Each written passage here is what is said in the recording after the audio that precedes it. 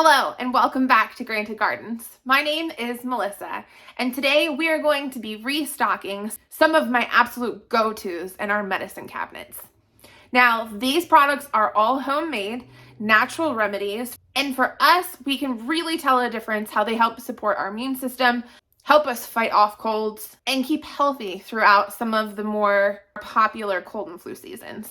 Back in December, Tyler had started coming down with kind of like a chest cough sinus thing. And we were staring down New Year's Eve, which we really obviously didn't want to miss out on because it was something we've missed out on quite a bit over the last couple of years. And 2 weeks after New Year's Eve we were going to be leaving to go on our honeymoon. So when I knew that he started coming down with this, I was actively on top of taking some of these go-tos religiously to make sure that I was able to kick whatever was coming my direction. The good news is we made it through. I did not end up getting sick with what Tyler had. We got to go on our honeymoon. Now then, when we came back from our honeymoon, a few days later, I had to leave on a plane again to go to Florida for a work meeting. And all of the people that were at this work meeting had just been at another work meeting, large group work meeting the week prior. So there was a lot of people that weren't able to come to this meeting that I was going to, this second meeting, because they were already sick. And then there were a lot of people that came down with it while we were there. And I can say that by taking these, I genuinely do believe that they got me through that span of about a month and a half, being surrounded by people and doing a ton of traveling and being surrounded by people that were absolutely sick without me getting anything. So this first concoction that you're seeing me create is elderberry syrup. This is by far one of my most favorite things to use from our medicinal herbs, from our medicinal cabinet. Today you're seeing me start it from purchased dried elderberries. This is what we had purchased and started using prior to us actually growing our own elderberries. What else is in here? I have some cinnamon, I have some ground ginger, I have ground cloves in there, and I basically just dump everything into the pot and bring it to a boil. And then I'm gonna let it simmer for about 30 minutes to 30 to 45 minutes. And the reason for that being is that elderberries can actually be toxic if not properly prepared. So you want to be able to cook them for a substantial amount of time before you're going to be ingesting it. For this recipe, you're going to need about 2 tablespoons of ginger, roughly about 3.5 to 4 cups of water,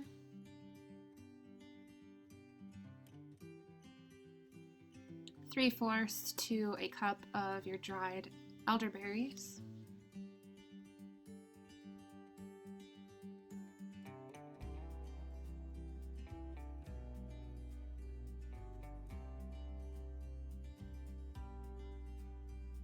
and about a tablespoon of your cloves. Last but not least, some cinnamon sticks. I find that 3 works good for me.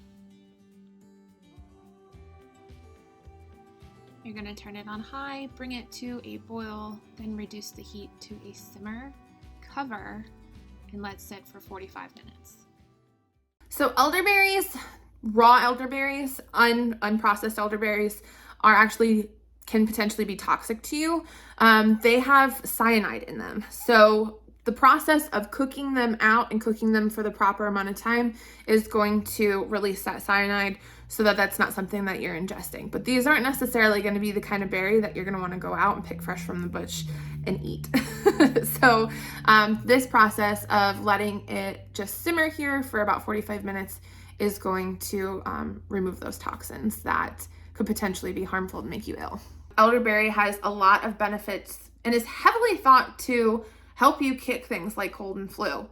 But elderberry, the way that it works is that it gradually builds into your immune system over time. So it's actually beneficial if you take it more often than not. I take my elderberry syrup at least 1 time a day on a normal schedule. If I know that I may be going on a trip maybe next week where my immune system may potentially be compromised, then maybe I'll bump it up to 2 times a day. If I know for a fact that I'm getting ready to be gone for a month and a half traveling literally halfway around the world, traveling all around the states and maybe outside of the country, then maybe I'm gonna bump it up to every 4 hours for a couple days, just to really get my body going. So right here is our cupboard where we keep obviously a lot of our spices, but then up here is a lot of our medicinal tinctures and different oil blends that we've made from the garden.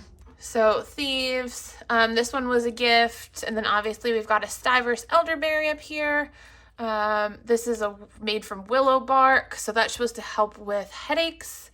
Let's see, there's anxiety tincture, echinacea, which is also really great for boosting immune system. Chamomile, again from the Stivers house, lemongrass, ground ivy, and then there's also nasturtium tincture over there as well. So you can see you can really start to build a medicine cabinet very quickly. Where I started with all of that was just by going out in our yard and identifying what was growing out there naturally. Like, what were the herbs that we had available? What were the different plants that we had available to us on our property? And then I learned what they were good for and moved on from there. Another good place to start too is to just ask yourself, like, what are some things that you want to work on? What are some things that you struggle with or your family struggles with? And then research from there what kind of plants are available. So the concept with the ground ivy was that I was having a lot of like sinus issues around springtime. I mean, it gets me literally every single time. I'd have a ton of sinus issues. So like my ears would get cloggy, my head was all stuffed up, my throat was scratchy. And so I went and I looked that up and I said, okay, you know, what kind of natural medicine is available for that? Ground ivy.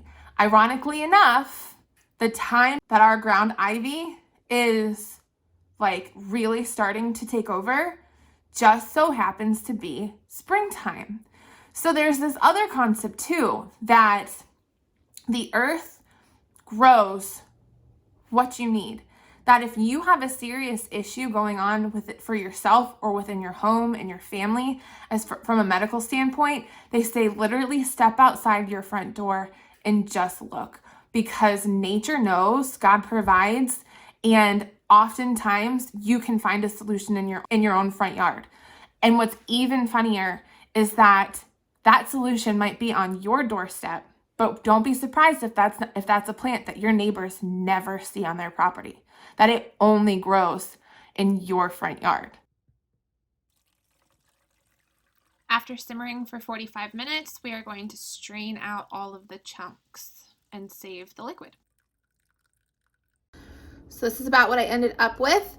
The concept here now is we want to let this cool down quite a bit. If you can get it to room temperature, that's excellent, because the next step is we're going to add the honey, and you don't want it to be too hot, otherwise it's going to kill off those good things that you got going on in your honey. So a general ratio here is you're going to add 1 cup of honey to every 2 cups of elderberry syrup.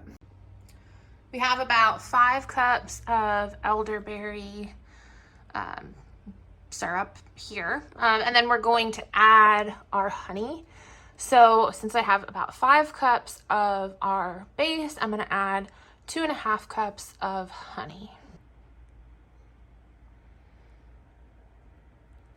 Then we're going to give that a good mix and mix it up really well until all of that honey is dissolved. I like to store my elderberry syrup in a container that makes it easy to pour out of when I'm pouring my shots, but you could absolutely store it in a mason jar as well. So today we made these 4 containers. I will be placing them in the refrigerator for storage and taking about a shot a day, every single day. I hope that this video inspires you to learn how to make your own medicine here at home. Keep an eye out for our next video as I talk about how we make fire cider. As always, thank you so much for watching, and we look forward to sharing more with you soon.